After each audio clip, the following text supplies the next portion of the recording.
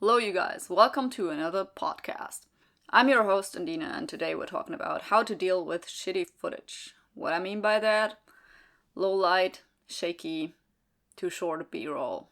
Cause I make vlogs, I make videos that are about hikes and stuff that I see. I mainly want to document a little bit of my life and beautiful moments. That is why I make these videos. Those are my babies and the favorite videos that I have. And I want them to be pretty.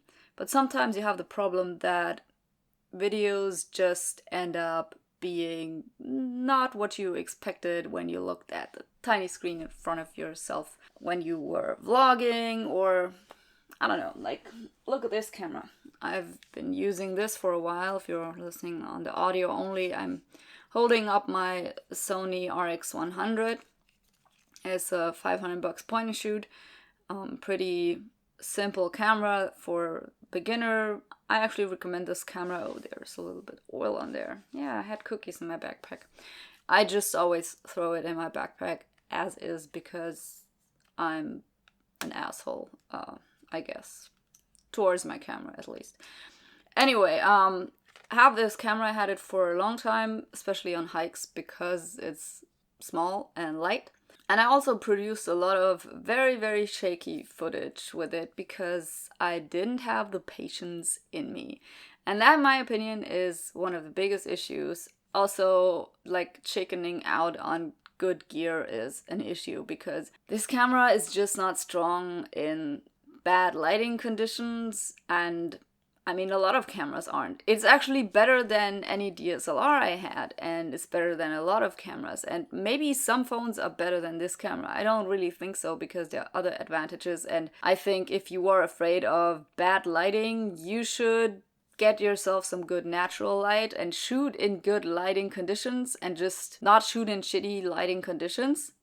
As a beginner, why would you do that? Why would you challenge yourself if you haven't even mastered the normal conditions yet? Like, why would you do that? But, in my opinion, it's a problem of progress. Like, when you progress in your YouTuber, I don't want to say filmmaker, but in your YouTubing journey, you will eventually end up at the point that you want to shoot in low light conditions and you want to do it in a sufficient way to show it to other people without them being, oh, like, this looks grainy and ugly. Did you film that on your iPhone, maybe? Yeah, we're always shitting on iPhones on this podcast. That is the consistent theme of this podcast. No, I'm just kidding. It's just occasional, okay? So if you're a follower of Steve Jesus Jobs, then I'm sorry. Anyway, let's get back to shitty footage and how to deal with it, right? I totally lost my thought here, but I was talking about this camera. I was talking about my Sony, and so eventually I would produce a lot of crappy footage with this camera, and the reason for that was mostly that I wasn't patient enough. Why wasn't I patient?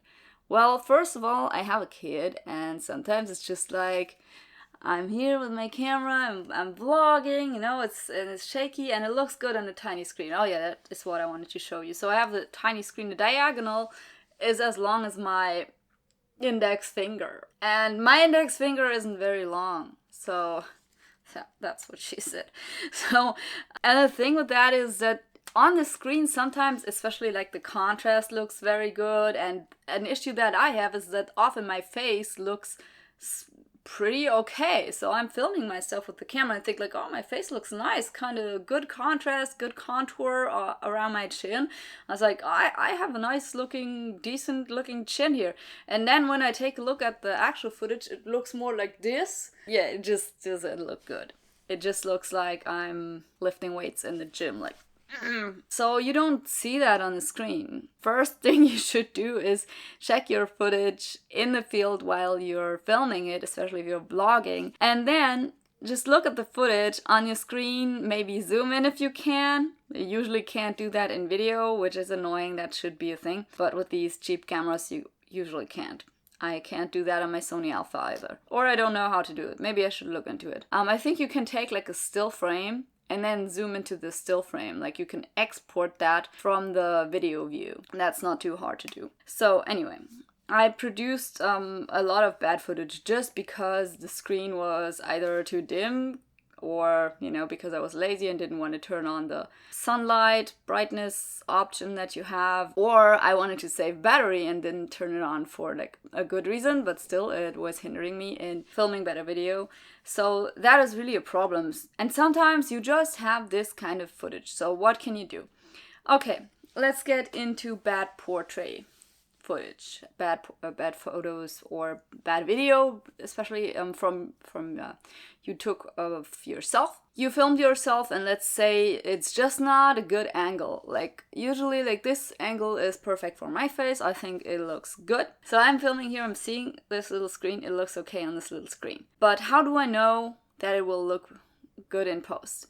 Well, I know from experience, and I can only tell you that it gets better from experience. But let's say you just shot this footage, you cannot redo it, you didn't check it in the field, zoom in, look at it thoroughly, like went to a dark spot and did like this and look at your footage with your tiny little screen and checked it, and now you have this ugly footage, but you want to cut your vlog and just want to have like a nice video still. How can you save it? Alright, so if your face looks ugly, I think this is the hardest thing. There's really not much that you can do, but one trick would be to turn up the contrast.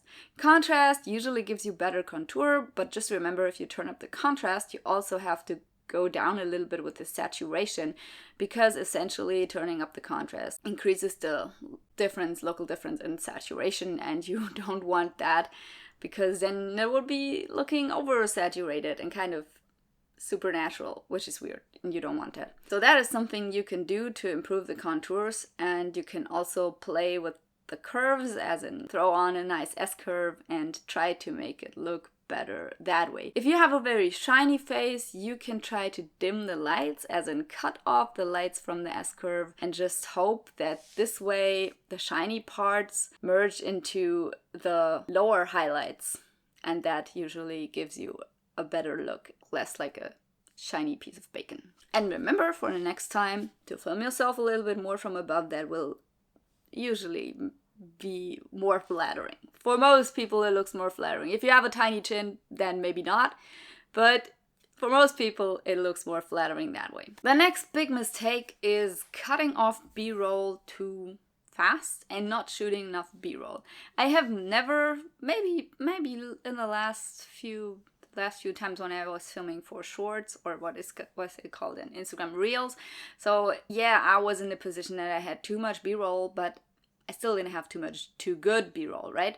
Because essentially, even for these short form videos, you select just a small number of clips that you think look really pretty, and the rest has to be never shown to the public. Yeah, that's just how it is. Anyway, you want this crisp B-roll, you want nice B-roll that is cinematic and pretty. How can you improve that, and how can you fix it in post when your B-roll is kind of shitty? First thing about filming good B-roll. I think every B-roll video is already out there, but the main trick is to not make it extra shaky. In the beginning of me filming, I was always like, oh, I want it to look like it's actually filmed on a real camera. I want it to look a little bit like a documentary, or like a little bit, there's some movement going on. Don't do that. If you want movement, like if you are filming a little bit of some flowers or something, you know how often I just, like, there's a flower and I'm going like this, I'm just blowing against the flower so it moves. Yeah. Because I can take out the audio. You will not know that I am the wind in this shot. Like, if I wanted to make some cool movie moves, then I just make it move somehow, or shake it. But don't shake your camera. Shake what you're filming, not the camera. But let's just say you have a shaky shot.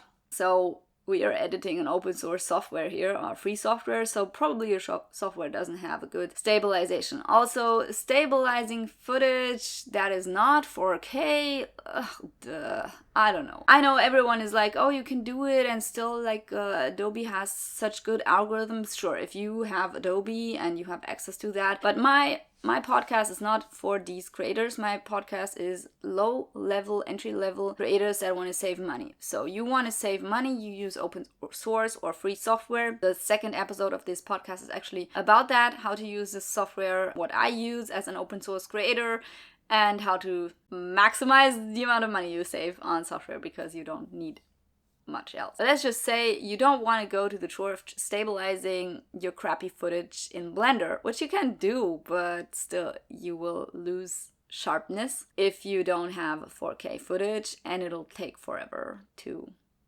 render it. So I usually don't do that. But let's say you want to do a little bit of stabilizing that is super easy in Blender. You can do that by not doing it via tracking, which means that you, like, that's what the advanced software does too. You have a point, and for instance, like, let's say this is the footage here. I have landscape, I hold it up. So I'm moving my landscape around a little bit. You can track this landscape and just see it's going up and down, left and right. And then you can use another point, let's say this hand, like I'm holding up my hand, I'm holding up my landscape, exactly, my landscape, if you are listening on the podcast. So I'm shaking my hand in my landscape proportionally, so mimicking movement, diagonal up and down movement. So anyway, if you're doing that and you're tracking this, and then the other part that is moving, like my hand in this example. And with the tracking algorithm, you essentially can adapt the positioning of your footage so that your footage will move smoothly with the part that is moving. And that is the best way to do it and the way that will give you the best result. But let's just say you have a landscape shot, but it's a little bit too shaky. Here's one thing that you can do. Every landscape has like a line, you know? You have a mountain, so if this is your mountain goes left and right because you were shaking your camera too much. Then you can just keyframe this movement like from frame to frame. In Blender, that's actually fairly easy to do. Let's say you start with a level and it's like 30 degrees. So you rectify that image so it's a 0 degrees, and then you go to the next image when it's drifting off a little bit, put a keyframe in there, rectify it again, and so on. And you do that, only have to do that every so and so frames, so you don't have to do that frame by frame.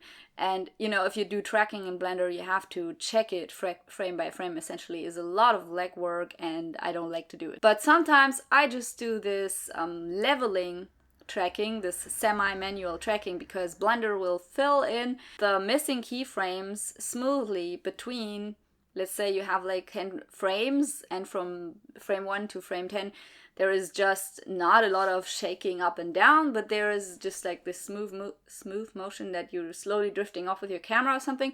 And that can be extrapolated pretty well in Blender, in my opinion. So that is a easy workaround to level your footage that is a little bit shaky, but not too badly. And I've done that in some of my hiking vlogs where I was just walking like this and moving my shoulders left and right, having a heavy pack, and just the leg movements would make this footage a little bit shaky. I didn't have a gimbal then, and I wouldn't bring a gimbal on a hike. I did that once, I'm never doing that again. And then you basically cut off the corners and you have a smaller cutout, and then you resize that so it fits your frame. And yeah, you will lose sharpness and detail, but that is just the trade-off that you have to do. Otherwise, get Premiere Pro, do it all automatically, but it'll cost you. If you want a free version, you have to beat the software. That's just how it is. Anyway, shaky footage, that's what you can do with shaky footage, but often you might have the problem that you have shaky footage, but it's also kind of not enough footage. It's not long enough. So my general recommendation here, if you have a camera like I do, I have a Sony Alpha. Let's say you invested in a Sony Alpha, which I highly recommend. It's a great line of cameras. You get a Sony Alpha, preferably one with stabilization. There are ones that don't have that. I don't recommend it. Then you will shoot with this camera and you have two options where you can have settings preset, like your favorite settings. And I have one that is shooting 25 frames per second, and I have another one that is shooting in, I think it's 100 frames per second. This way I can shoot my B-roll in 100 frames per second, which takes a lot more space. You should not shoot all your footage in 100 frames per second. But the B-roll shots, my B-roll shots are usually just 10 seconds. And I make it a habit to always go for minimum 10 seconds, because if I do less than 10 seconds, I know I will regret it. I will regret it so much. Because the thing is that I usually, especially since I've started filming short form content like reels on Instagram, I take my camera here. I just pan my camera over stuff and I just pan it so fast because the transitions are so fast, and that is a bad habit. Yeah, I mean, it's better to do it with a monopod, like a tripod with just one leg, or to do it with a gimbal. That's the best solution, to pan, or to do any kind of movement that is, showing a landscape and you want it to be level for the whole time that show the landscape and not corrected. But yeah, you can't always do that. Maybe you just don't have the equipment, or you're not in the workflow yet. You're not there yet, because using a gimbal is not that easy. It means you have to take out the gimbal, then the gimbal has another mount, then your tripod, you have to get the mount out, the little plate that you screw on your camera, put it on your camera, and so on.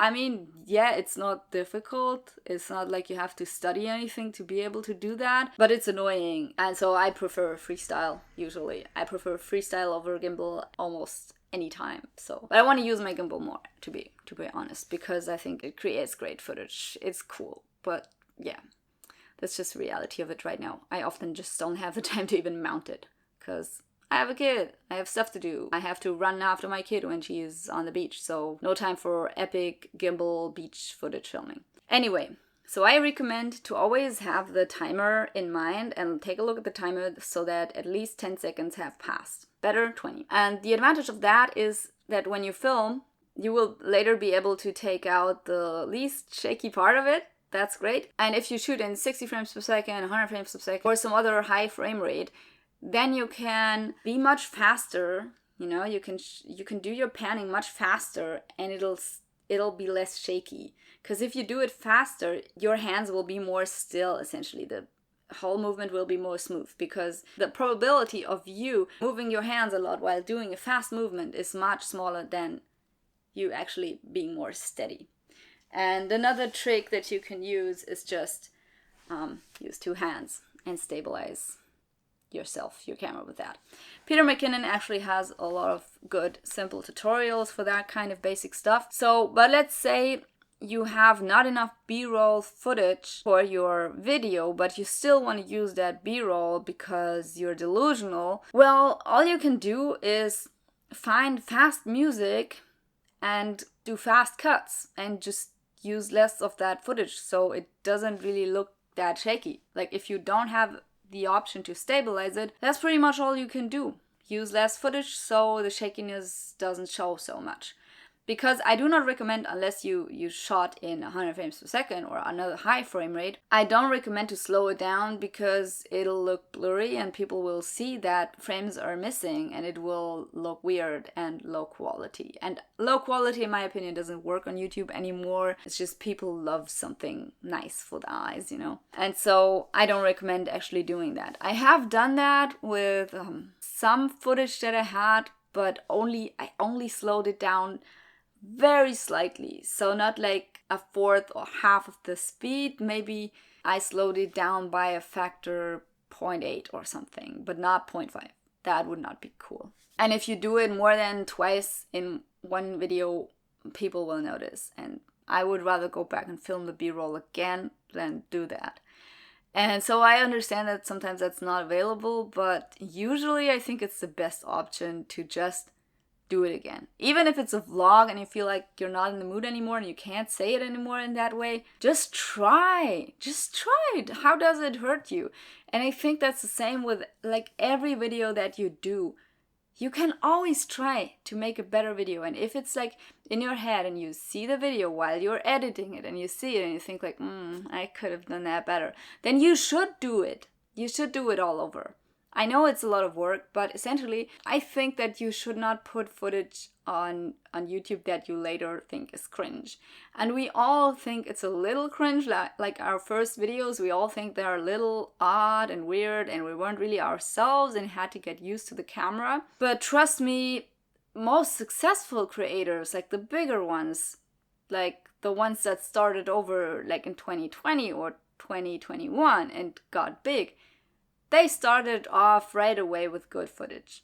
They started with professional, nice looking, sharp, well edited, well color graded footage, and not with some exercise shots. And I think that's where YouTube and also Instagram is going, to more high quality content. And I don't think it's a bad thing, because I think this tech is available to most of us now at an affordable price range. I mean, $500 for a camera is not expensive. I remember I had one of the first digital cameras. You don't want to know what that thing costs. I bet almost as much as this. And it would probably be worth more now because of the inflation. So yeah, I really think that you should invest in good equipment and publish only when you have reached a certain level of quality. Because before that, what is it? An exercise run? A test run?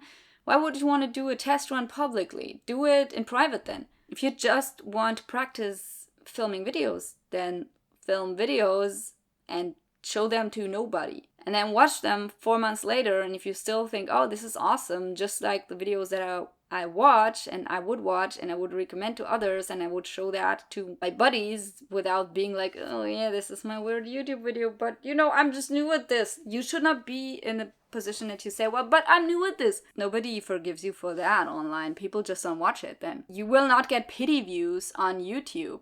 That doesn't exist. Like, maybe your friends and your mom will give you pity views, but people who want to discover new epic stuff, they won't give you pity views. They will give you shit.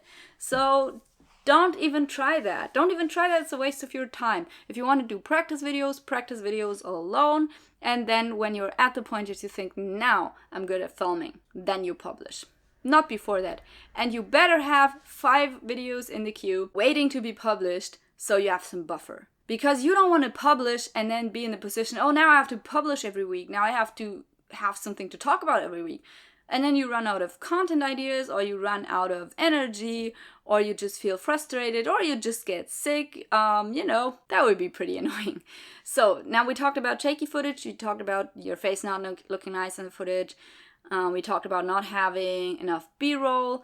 Do not ever recycle B-roll shots, by the way. If you have the same B-roll shot twice in a video, that's a mistake. Don't do that. Rather go to some other place that looks similar to what you filmed. Film a macro shot of some flower or something. Like I do hiking videos. I can just go anywhere and film some daisies, Daisies are everywhere in Germany. It's not hard to find some. Or some sky footage, something generic, and people will not notice that it's not actually from the scene. Nobody cares, okay? Nobody knows.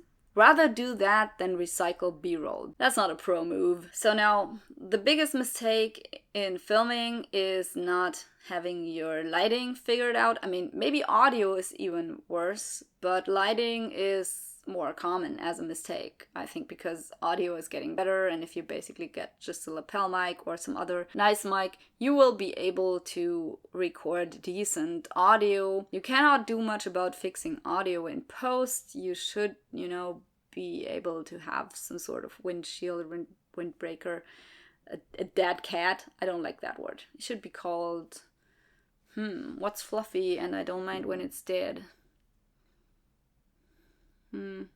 I like fluffy things. It's really hard for me. It should not be called a dead cat. Let's just call it a mic wig. You should have one of these mic wigs. But back to video. Now let's say you film video in bad lighting, and now you have a lot of RGB noise and it just looks crappy. What's the problem with that? You cannot just throw on a lot, make it look epic. It won't work.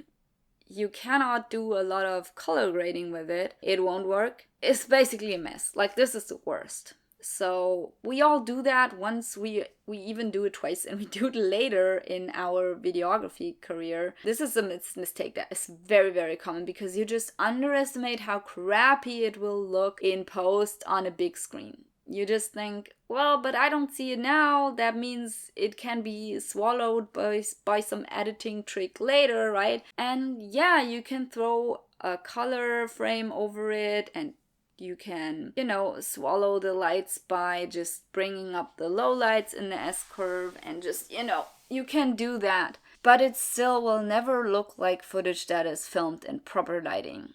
And so I truly think that if you have a problem with lighting, you don't know how to work with it, and you just let your camera run in auto and the ISO number skyrocket to 3000 or something, and yes, they will still be grainy as shit. I don't know, then maybe just don't do these shots. I can tell you one trick to kind of avoid it being shaky, because usually beginner filmmakers, beginner YouTubers, they film in aperture priority, and I understand the love for aperture priority because you will always have this shallow depth of field. You just put it on 1.8 or 1.4 once and then you're good, you don't have to think about it.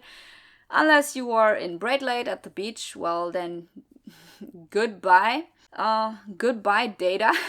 Everything's whited out unless you have an ND filter, which is actually built in here in this RX 100. So use that ND filter when you're out and about. So when you're filming, I recommend that when you're in low light, let's say you're inside a room and you want to film some video of yourself, your hands are moving around because you're a YouTuber, you make a sit-down video, it's a part where you are filming moving people inside a room, and maybe it's the evening or it's just not that great of a lighting situation. What you can do is shoot in shutter priority mode. You set your shutter speed to the reciprocal value of twice the frame rate that you have. So let's say your frame rate is 25 frames per second, then your shutter speed should be at 1/50 minimum. I usually set it to 1/80 because then less of this blurry movement will be visible later in your footage. It will look more separate, more distinct, and more clear. So that is a trick you can use to force your camera, and you should set an ISO range. Meanwhile, the ISO number, in my camera, I have a Sony, I can set a minimum and a maximum ISO. So I would usually set that from 100 to maximum 800, or I don't know, not more than that usually. And that forces the camera basically to underexpose your footage. So you set the shutter speed to 1/80, shoot in shutter priority, then it will automatically go to the widest aperture, which is like 1/4, 1/8, or whatever you have in your camera. And it will give you that shallow depth of field anyway, and you will have that effect. But it forces the shutter speed, and that's what you want. And that way you can avoid the shutter speed automatically going down, but you still get that shallow depth of field that you want. That's a trick I always use when I shoot inside, because I usually forget about just how fast this camera goes to a super slow shutter speed, and then everything looks blurry and shaky and wavy, and I just don't like that. But let's say you have already messed up the footage and you have a lot of motion blur. Can you do anything about that? No, you really can't. You can increase the contrast, which will usually make shaky footage look a little bit better, because contrast makes something look more sharp.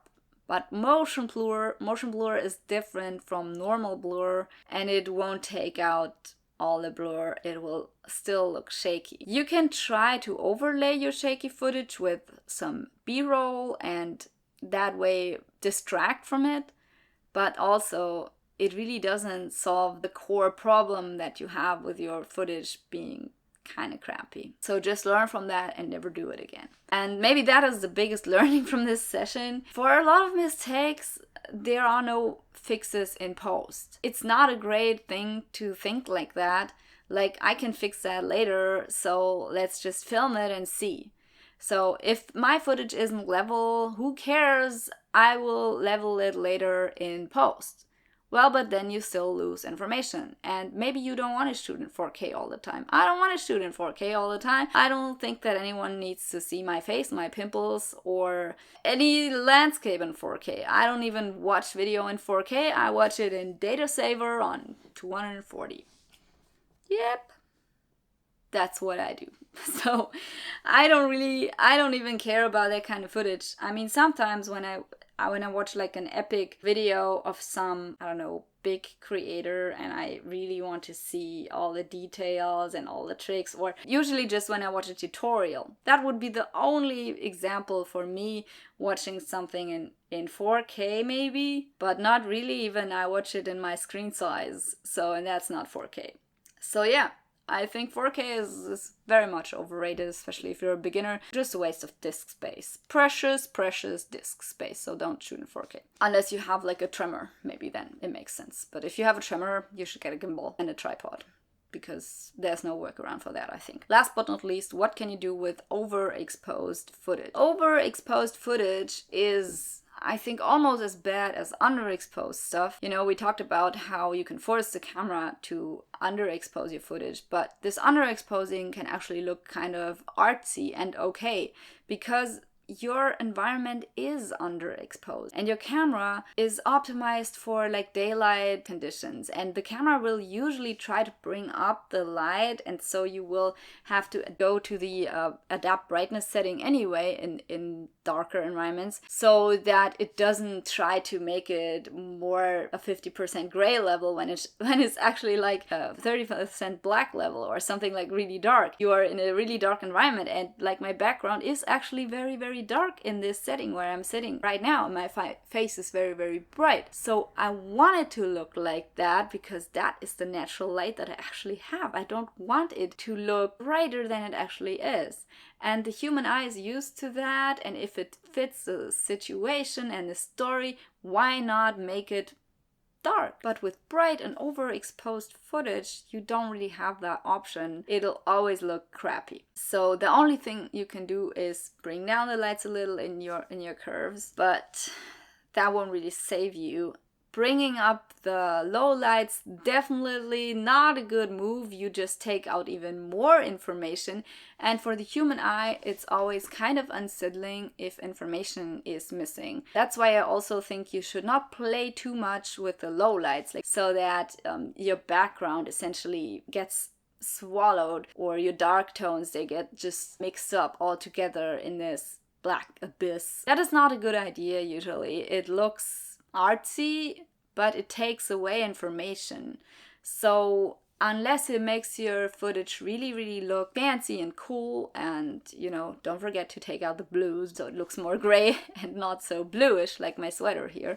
My sweater that I'm wearing is gray, but sometimes it will look bluish because it might reflect the skylight, or it just looks bluish because my background is a little bit yellow and I can't completely take it out. So it doesn't look that high end if something gray is blue or something black has blue tones in it. It always looks more high end and more professional when it's desaturated. That will make it look more professional and more expensive. So with overexposed footage, there's really nothing much you can do. You can only cry and ask yourself what you can do better next time, which is turn on the histogram. You would always want to turn on the histogram. And my camera setting is usually turned down, like the brightness correction is usually at -0.3, because I know that all the cameras, I mean all the Sonys and all the Nikons for certain, they try to make the exposure more than it has to be.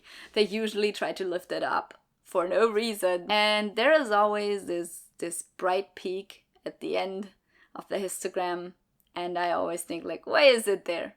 Wait, it doesn't have to be there. There should not be a peak on this side where the bright tones are.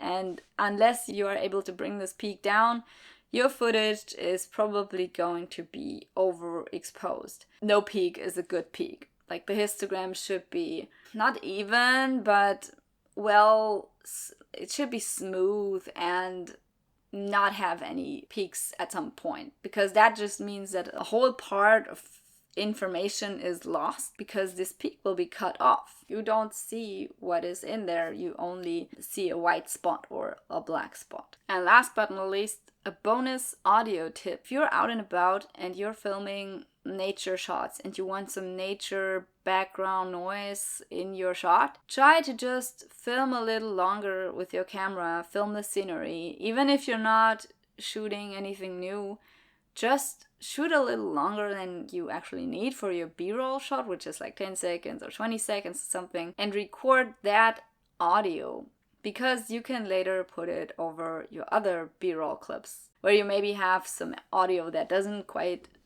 fit this footage, or is too loud, or there's a waterfall you didn't notice in this situation, or you're talking, or you're making sounds with your mouth or breathing heavily. I have done that so many times when I was hiking, so just a little bonus tip for you. And that's it. Thanks for listening. Check out my YouTube if you want to. And you can also get updates on Instagram at Undine Almani and my blog, undinealmani.com. So if you want to check that out, that would be really, really nice. And thanks for listening.